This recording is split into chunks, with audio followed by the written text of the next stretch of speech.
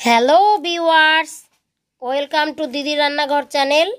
আজ দেখাবো গিমা শাক রান্না। এই গরমে এই শাক খেলে ভীষণ উপকার হয়। অনেকে এই গিমা শাককে তিতা শাকও বলে থাকে, তাই আমি আজ এই গিমা শাক রান্নার রেসিপি শেয়ার করলাম। তো চলুন আর বেশি কথা না বাড়িয়ে রেসিপিটি শুরু করা যাক। এগুলো রাস্তার ধারে, আলুর জমিতে বা ফসল তুলে নেওয়া জমিতেও পাওয়া যায়। এবারে এই শাকগুলোকে আমি এইভাবে বেছে নেব। দেখুন, আমি কিছুটা পরিমাণ শাক বেছে নিয়েছি। এই যে বড় বড় ডাঁটগুলো, এগুলো দেবো না, আর কচি কচি ডাঁটগুলো দিয়ে দিব। ছোটো ছোটো করে বেছে নিতে হবে। এই যে এই অংশগুলো ফেলে দিব। বেছে নিয়ে 7-8 বার ভালো করে জল দিয়ে ধুয়ে নেব। গিমা শাকগুলো ভালো করে বেছে ধুয়ে নিয়েছি। এখন আমি রান্নাটা করব। আমি আজ রান্নাটা উনানে করব, তাই উনানটা জ্বালিয়ে নিলাম। এই উনানটা আমি কিভাবে বানিয়েছি সেই ভিডিও আমার চ্যানেলে দেওয়া আছে, আপনারা চাইলে সেটাও দেখে নিতে পারেন। উনানে একটা কড়াই বসিয়ে ভালো করে ধুয়ে নেওয়া গিমা শাকগুলো দিয়ে দিচ্ছি। সামান্য পরিমাণে লবণ দিয়ে দিচ্ছি। তেল ছাড়াই মিডিয়াম আঁচে 2 মিনিট গিমা শাকগুলোকে নেড়ে চেড়ে নেব।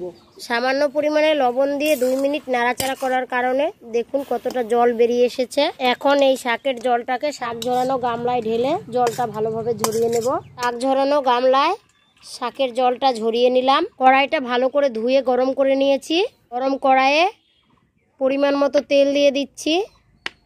টেবিল চামচের 2 চামচ পরিমাণ তেল দিয়ে তেলটা ভালো করে গরম করে নিচ্ছি। গরম তেলে দিয়ে দিচ্ছি একটা মিডিয়াম সাইজের পেঁয়াজ কুচি ও 4 দানা রসুন ছুলে কুচি করে নিয়েছি, 2টো কাঁচা লঙ্কা চেরা ও কয়েকটা পেঁয়াজের পাতা ছোট ছোট কেটে নিয়েছি, সেটা দিয়ে দিচ্ছি। আপনারা চাইলে পেঁয়াজের পাতার ব্যবহার নাও করতে পারেন। পেঁয়াজের পাতার বদলে একটা জায়গায় 2টো বা 3টা মিডিয়াম সাইজের পেঁয়াজ কুচি কুচি করে কেটে দিতে হবে। এবার এই পেঁয়াজ ও পেঁয়াজের পাতাগুলোকে 2 মিনিট নেড়ে চেড়ে নেব। 2 মিনিট পেঁয়াজগুলোকে নেড়ে চেড়ে নিয়েছি। এবারে সামান্য পরিমাণে দিচ্ছি হলুদ গুঁড়ো। হলুদ গুঁড়োটা দিয়ে নেড়ে চেড়ে মিশিয়ে নিলাম।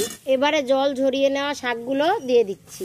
শাকগুলো দিয়ে আবারও সামান্য পরিমাণে লবণ দিয়ে দিচ্ছি।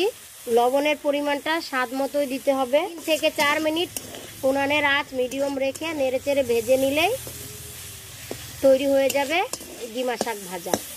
4 মিনিট অনবরত নেড়ে চেড়ে গিমা শাকগুলো ভেজে নিয়েছি।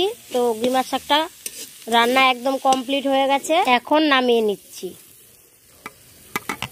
কোনো রকম মশলা ছাড়াই কেবলমাত্র পেঁয়াজ ও তেল দিয়ে রান্না হয়ে গেল এই গিমা শাক। গরম গরম ভাতের সাথে এই গিমা শাকটা খেতে ভীষণ ভালো লাগে। গিমা শাক খেলে দৃষ্টিশক্তি বাড়ায়, কৃমি নাশ করে, হজম ভালো হয় ও শরীরে ভিটামিন সি এর অভাব পূরণ করে।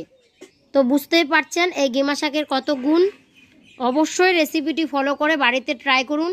খেতে কেমন হয় কমেন্টের মাধ্যমে জানাবেন। যদি ভালো লাগে একটি লাইক, শেয়ার ও আমার চ্যানেলটি সাবস্ক্রাইব করে পাশে থাকা বেল আইকনটি বাজিয়ে দেবেন পরবর্তীতে নতুন নতুন আরও অনেক রেসিপি পাওয়ার জন্য। আজকের মতো বিদায় নিচ্ছি। এরপর ফিরে আসবো অন্য কোনো নতুন রেসিপি নিয়ে। ততক্ষণ ভালো থাকুন, সুস্থ থাকুন।